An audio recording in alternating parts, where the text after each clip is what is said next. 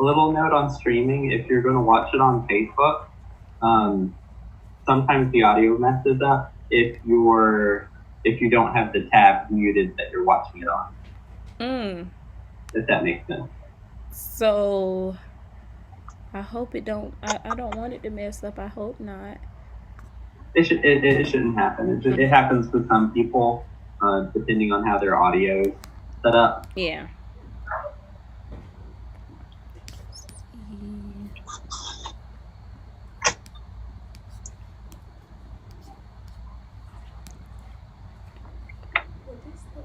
Yeah, go to that. Maybe I should like circle it.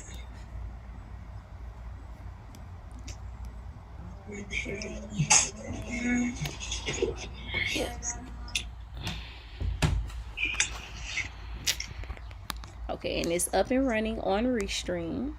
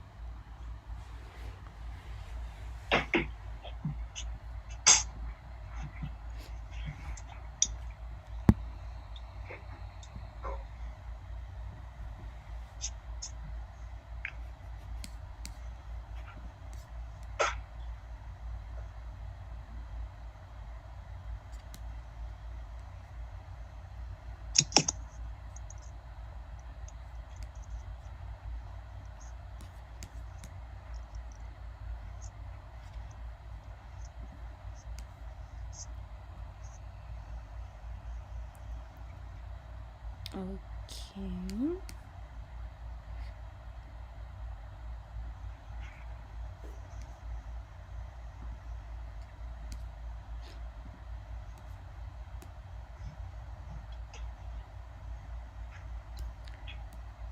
$5.53.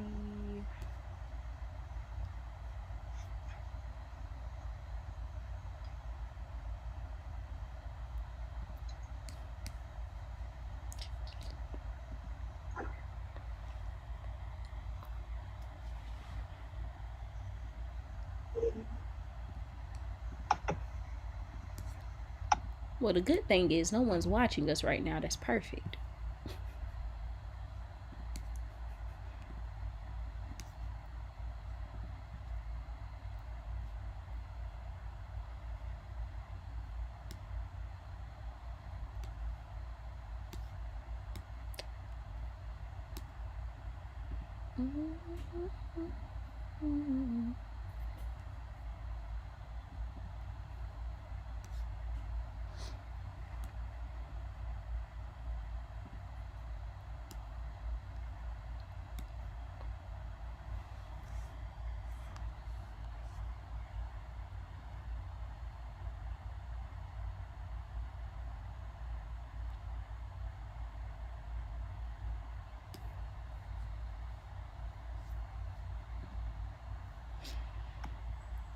Question: does anyone know where Will is or no?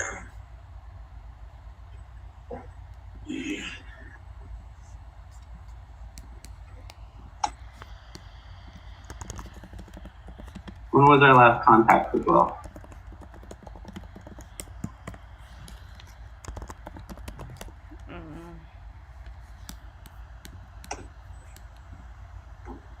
I believe today.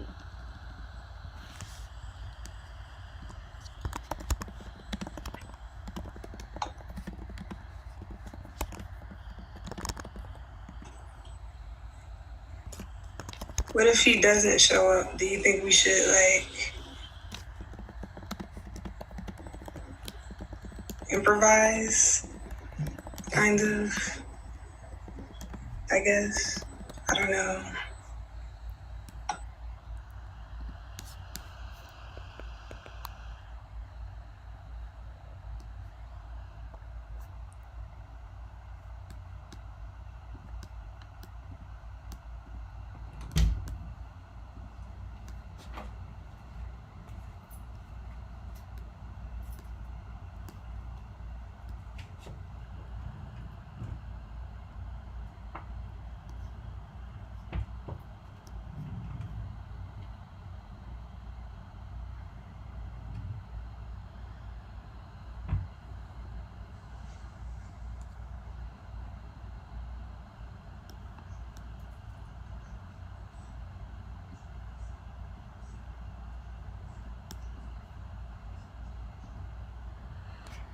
You guys, everything we said, let's type it in Slack because it's going to pop up on our monitors.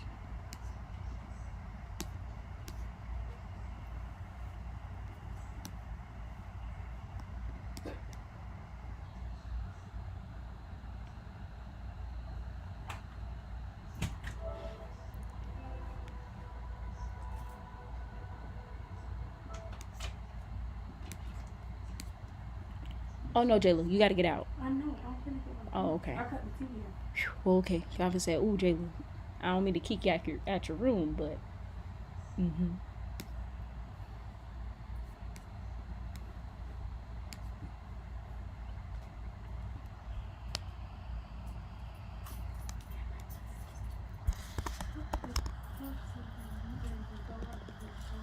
What? Can I just put the chicken and the stuff on it? No. I want to cook it. So, like, I'm gonna Go cook. Thank you. Thank you. Mm-hmm.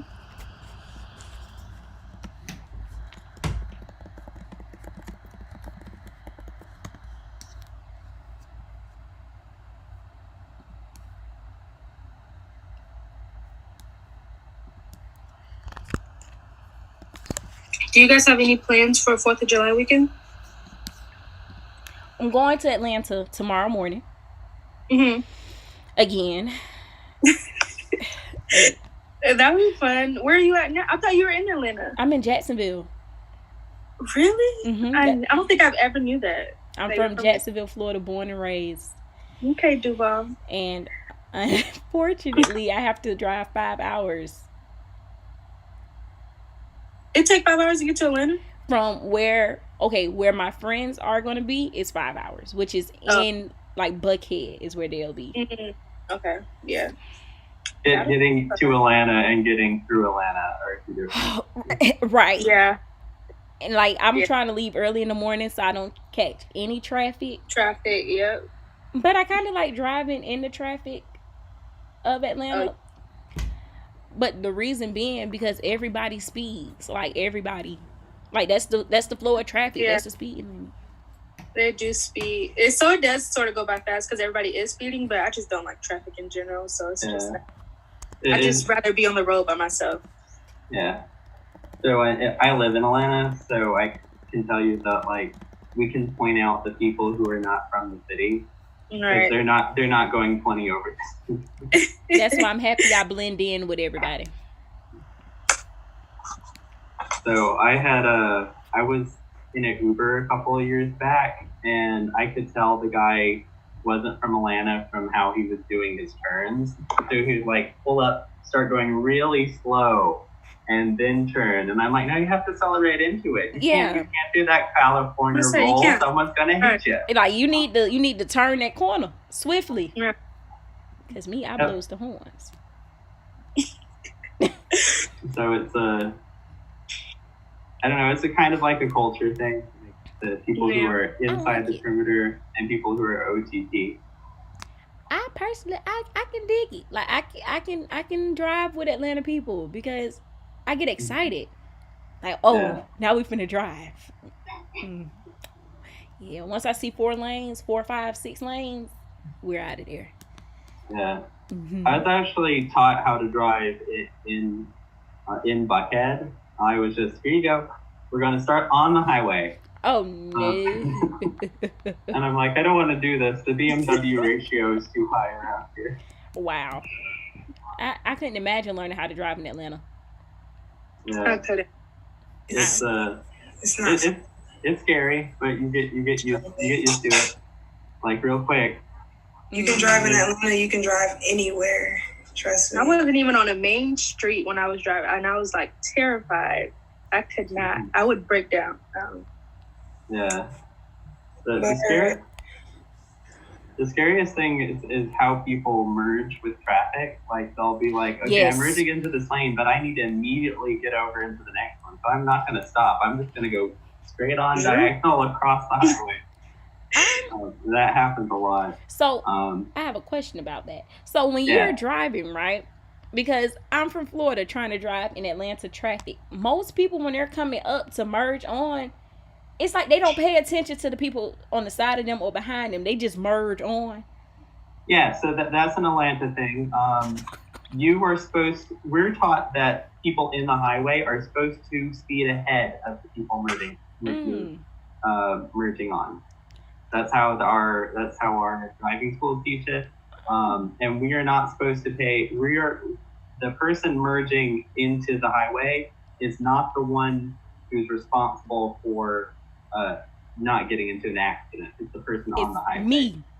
Yep. Yeah, that's what I was taught too. Like the merger is like has the right of way basically. But you coming over on me. You saw me speeding before you got up here. Okay. Well, that was technically our lane. Like, you know, you gotta speed a little faster.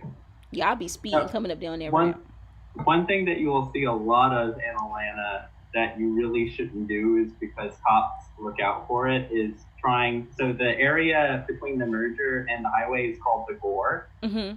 And people try to cut across it like all the time. They do. I saw it. I've seen it. Especially at very certain intersections because they'll get off on the exit before and they want to go switch over from 20 to 75.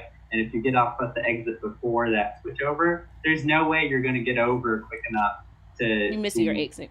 Yep. You just have to keep on going, get off at the next one, and then go get on 75. Get off of the exit and take a back road onto 20 from 75. That's like an entire hour, though. Yeah. Okay. Cool. Well, all right. It's 6:00, so I guess we gotta actually kick off this live. So let's just introduce ourselves first. Hi, everyone. I'm Raven. I'm Raven Lundy. That's it. Michael Hodges. I'm Keisha Allen. I'm Kamari Moore. And yeah, I guess we're just gonna talk about our experiences working in BSRM and just how we go through everything. So if anyone would like to start with their experience and such. I came in later than you guys, later than Raven and Keisha. Michael, I think, was on board a little bit longer than all of us combined. So I came in, this was my first PR internship. However, we're not called interns, we're called associates. And with this PR internship, I feel like it gave us a real world experience of what to look for in PR firms, and once we graduate from college, what the industry will be like, what customers are looking for, what our clients are looking for, and things like that. So it really helps a lot. A whole bunch. Yeah, I definitely agree. Like, I can say I was definitely like nervous coming on because you hear so many like horror stories with internships. Like, oh, they just had me like getting coffee or doing busy work. And this is definitely not that internship. She's definitely like, you know, shows us and teaches us and is very hands-on with everything that we're doing. And so it's definitely been like, I can say, a very eye-opening experience, learning everything. And like, even like, learning it in college is different from actually doing it. Yes. So like, okay, like I learned this and so like now I'm applying it. And so that was really cool. Yeah, I mean, just coming in, this would be my first time ever actually doing any work outside of school in general. So this is my first time getting the real world experience, and I enjoy that she actually does give us work, more than just busy work, just like work to do. Yes. As far as what we need to do, and that we're able to actually get the real world experience. So when we go out, we're able to have this knowledge and not just say, hey, I gave someone coffee the entire time. Right. So all of you, your experience is very much different than mine. I had my first internship back in 2013. And I can tell you that there was some good parts of it. I was overseeing a cultural change program in a very large company. And there was meetings where I'd have to work on that, but then for the rest of the day, I wouldn't have any work to do. So some of it was just sitting eating, okay, what's going on in the company? How can I help? And sometimes that can be very stressful when people are looking for you to perform when they're not giving you any indicator of what needs to be done. So that's a big difference between all of your experiences and mine. For BSRM, I came in after a good bit of marketing experience, but I had never done PR as a company before. I had done PR exercises where, okay, this particular marketing effort, it would be really good if we pitched the media on the story because that's the way the team felt about it. But to actually go into a business where pitching the media is part of the business model, that's the thing that you're always going to do. It's been very eye-opening in the kind of nuances of the things that you need in order to fulfill that job. Yeah, definitely. I think that just working and learning how to be an intern and how to go into the job field has really been beneficial for me, especially because this is my first time actually diving in. This is a newer experience for me because this isn't directly my major. This would be more so my minor, where I have like a minor in business but a major in engineering. So for me, it's just showing me the ropes and the steps of how I could handle having a business or having any work towards a business in general. Whew, that your major is like, whew. And then to add on the minor. Well, it was either that or computer science, and computer science was a scary minor. The major is scary to me. Yeah, true. Oh my. What all are you all's majors or past majors if you are out of college, of course? Well, for me, I'm just going to give you the whole spill, okay? I am a senior at the Savannah State University, the illustrious University by the Sea, may I add, in the first public HBCU in the state of Georgia. And I'm also a mass communications major with a concentration in public relations and a minor in business marketing. And I am going to graduate May 2021. I could finally say that. Mm-hmm. Well, like Kamari, I also attend the illustrious Savannah State University.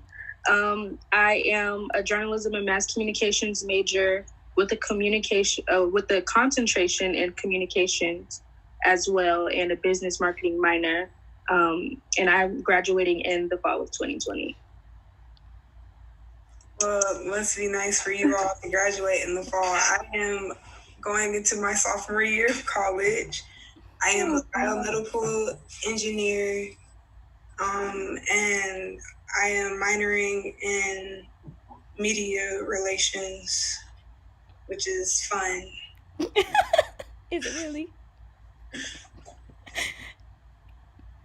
So I attended college from 2012 to 2016, so it's been a couple of years.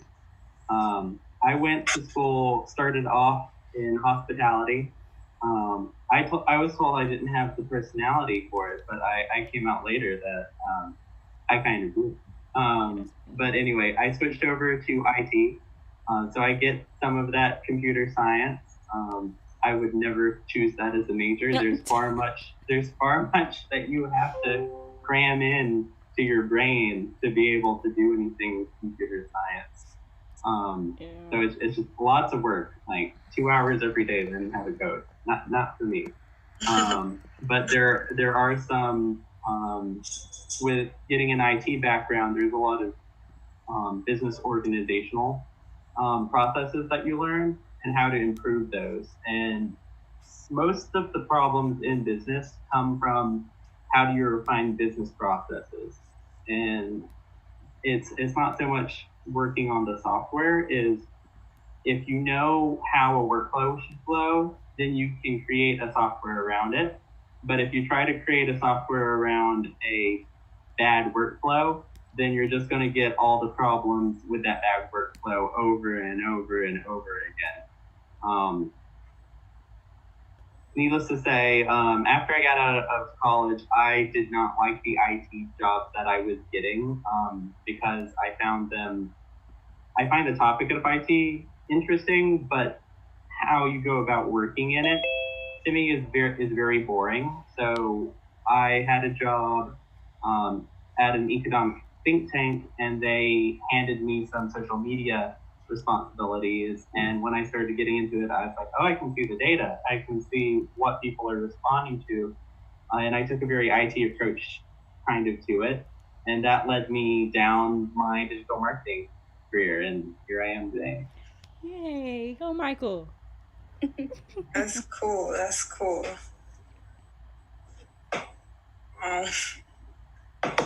Well, you all are open to ask questions, by the way, for each other, I guess.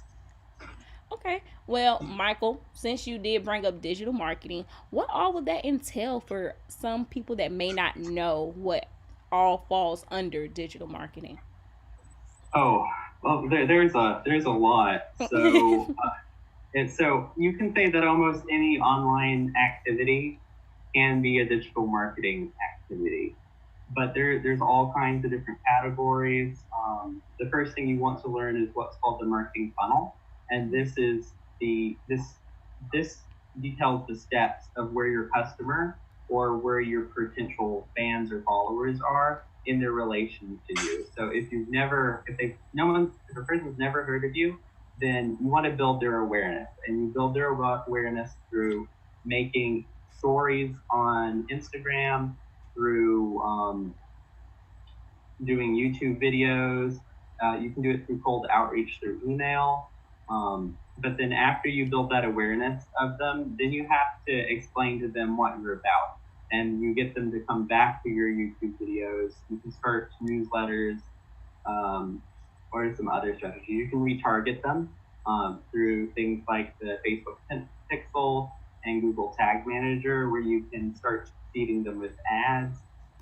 There's just all kinds of things. And then when you get the lower part of the funnel, that's where if you have a product or if you're an influencer and you have merch, that's where you want to start getting into copywriting, which is how you drive the impulse for a sale. So it's all about the type of language that here are the benefits, here's the reasons you need to buy, here's the reasons you need to buy now, kind of thing. That sounds pretty interesting. So there's lots of things. I would just, for anyone looking to get into digital marketing, I would just Google search what's called the T-shaped marketer, and it goes into all of the different skills and how you're supposed to build complementary skills, because you can build skills that don't complement each other. Like if you're a Google Tag Manager expert and you're a copywriter, that's not necessarily the best fit. It would be better if you did Google Tag Manager and you were into analytics and maybe content production to complete a full funnel. But I wouldn't add something like copywriting on that. So there's all kinds of ways to go, and it's just trying to figure it out. I would never let the vertical that you picked define the activities that you're going to do, because you should really try, at least every single year, try to do each marketing activity at least once and see what the results are. Because as you grow your profession and your career in digital marketing, you don't want to just be able to talk about things that you know. You want to be able to talk about all the activities and compare those to any other option that could be taken. Ditto. I know for a fact, as a associate instead of intern, that I know one thing that I struggle with my own brand is trying to figure out what's our niche. Like, so how can you tell, like, how can a person find their niche? So there's a couple of ways. My favorite one is to try not to find it, which is just create the content that you believe that you should be making, and then your audience will tell you what your niche is. Such I have a friend on Twitter, his name is Shuomi, He wrote blogs about all kinds of things, about tea, about different traveling places that he's been in his traveling.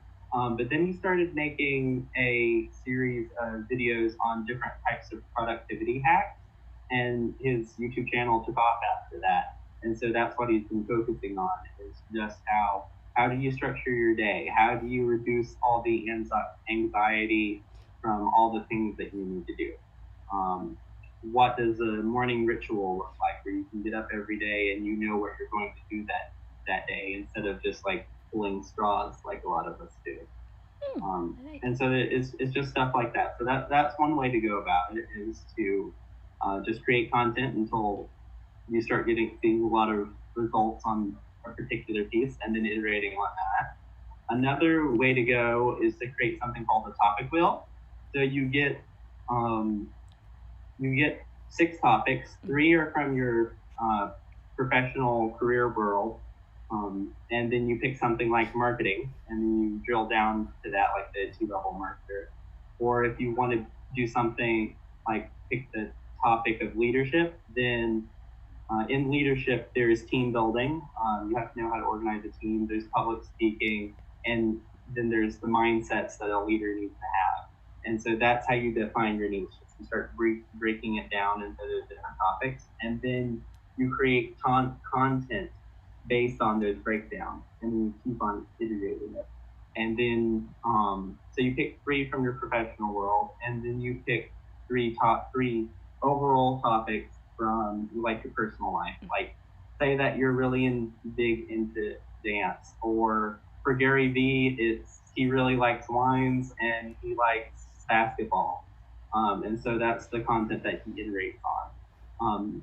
And so that kind of builds the people are coming to you for professional help, and people are also interested in the same things that you're interested in. And those are 2 ways to build a niche. Now there's a third way, which is a way that I don't like, is that you just choose something, and then you keep on going down that rabbit hole, hopefully something will happen. That's a very bad way of doing it. For one, you don't know if you will ever be good at that particular topic. Right. So it's better to diversify what you're good at, and also you don't know if you really like that topic as much as you think that you do if you're not doing other topics. Thank you so much for that answer. I'm taking mental notes, because if I had my notebook, I would have wrote that down. Mari and Kasia, I actually have a question for you two. Since you all are both going into your senior and your final semester or semesters of college, how are you all feeling? How was the last 3 or however many years you were there? How were they? They were good. Like, I'm very, honestly, like, college, like the school and like curriculum part of it, that was fine for me. It was more of like the social, being away from my family, because I'm from Florida, and so like going to live out of state by myself, I'm used to my family being like around the corner. We all live within 2 miles of each other. So to go from that to like 500 miles, it was a big adjustment. So, but I think overall I've adjusted good. I can't complain. Savannah State definitely made me feel welcomed, and like opened my eyes to so many new things. And Savannah itself is just such a cute town. Yes. And there's so much to do there. So I really enjoyed myself. I would say don't be afraid to get out of your comfort zone, and like try a little bit of everything. I would say like I was definitely closed-minded my first year. I was like, oh, I'm not doing that. I'm not going there. And then like you just meet people from every walk of life. And so that definitely made my experience enjoyable. So it's been good. I'm excited. I have been a little nervous to graduate because, I mean, this has taken up, 3 years of your life. So it's like sort of all you know. So it's like, okay, what am I going to do after? Am I going to go get my master's? Am I going to, get a job in the field? What if I don't get a job? Like all these fears which I think are normal. But so yeah. Now, I had the totally opposite. Really? I was like, I love Savannah State. Savannah State that's family. Right. I was very social. I was out and about everywhere. My freshman year, I did a pageant. I won Miss Black for Alpha Phi Alpha Fraternity Incorporated Delta Eta chapter on our campus. And then moved on from that, I became a student orientation leader for my sophomore year, as well as the reigning queen. And then, like, all of the freshmen knew me as Auntie. That was my soul name, which some people can tell why they call me Auntie because of the way I act and my demeanor. But I was out, and then my junior year, I became Miss Junior. And then I was in NCNW, which is the National Council of Negro Women. I was everywhere, okay? I literally did everything. I went to almost every party. I went to almost every kickback. I did all the good stuff and the bad stuff. I just lived college through. And I'm sort of sad that it's going to end in May of 2021. But I'm happy because I know life after college is going to be stressful but exciting at the same time. Like, it's so much stuff I'm so ready to do once I graduate, and it's just let's do it.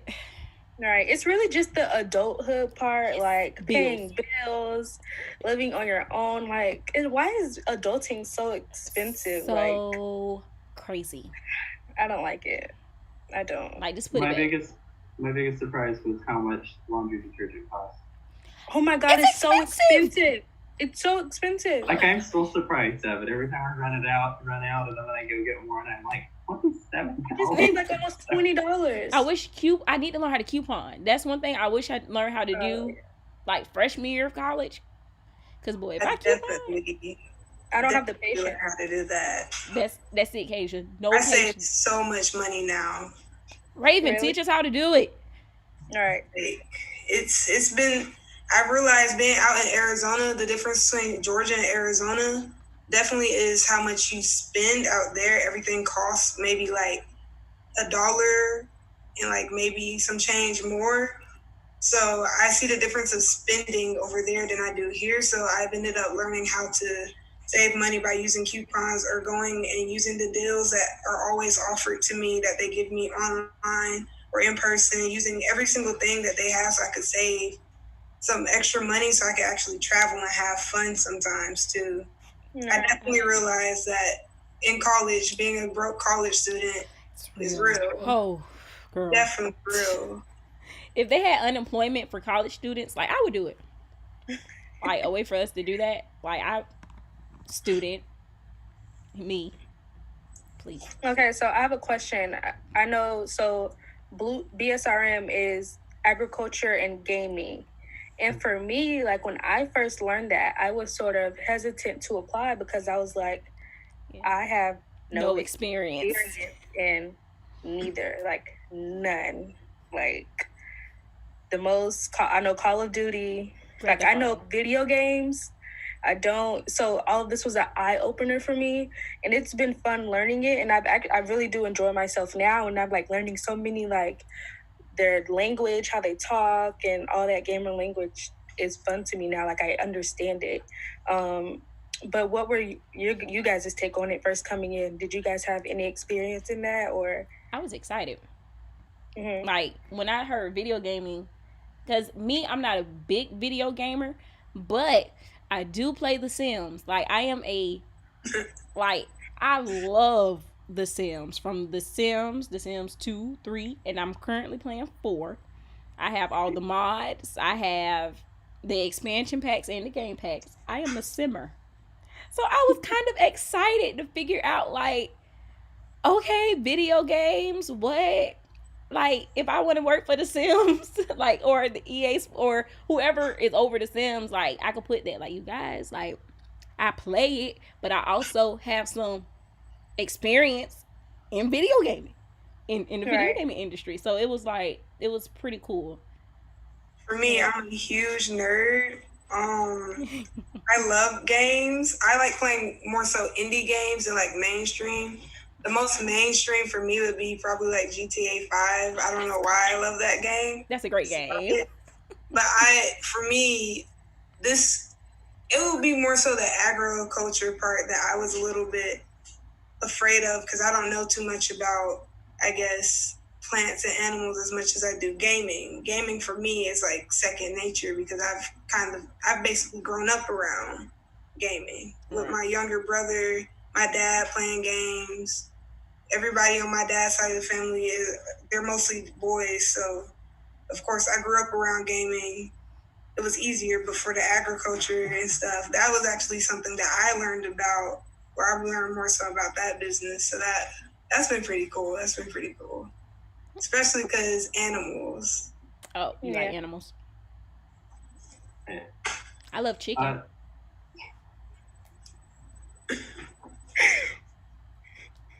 So for me, I the way Kimberly found me was at a gaming conference. So I had come in to, what was it? It was Access Replay, which is it's a cyber cafe, but the only thing you do there is play games and meet people. You can go in there and do work, but there was a meeting there about how businesses in Georgia could prepare for a very big conference called DreamHack. And I gave a speech on the use of social media and how to use Facebook ads, basically to target people that were going to DreamHack, and you would get them, you could retain them in your audiences just by targeting ads against DreamHack.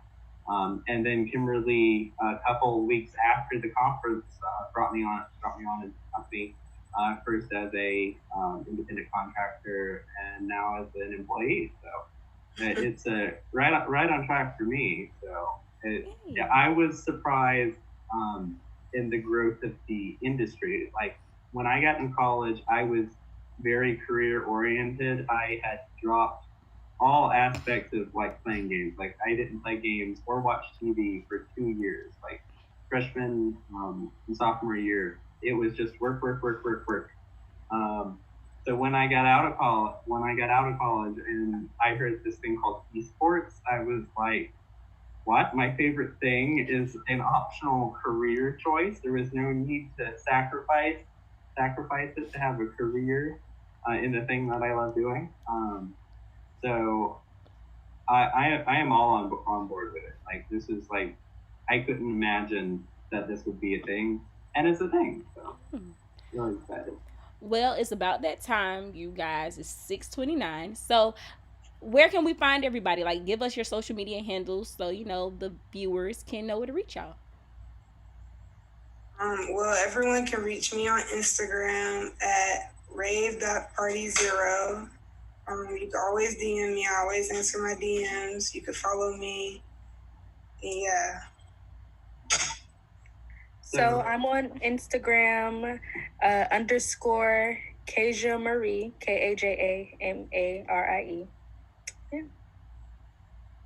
You can find me on Facebook at MZUltra01. You can also find my website, mzhodges.com. You can just find me in those places. All of my other social links are there. For me, I'm on Instagram. You guys can follow me at Naya NAYA _0620 _ and you can also follow my business page, which is the K's Collections, KSKOLLECTIONS, everything with a K. Okay, and yeah, this was fun, you guys. Yes, I loved it. This was great. I learned so much. All right, and now it's time to say bye-bye because it's 6:30. Goodbye, everybody. Bye. Talk to you guys later. I'm sure we'll talk tomorrow. Pretty sure we will. Bye, you guys.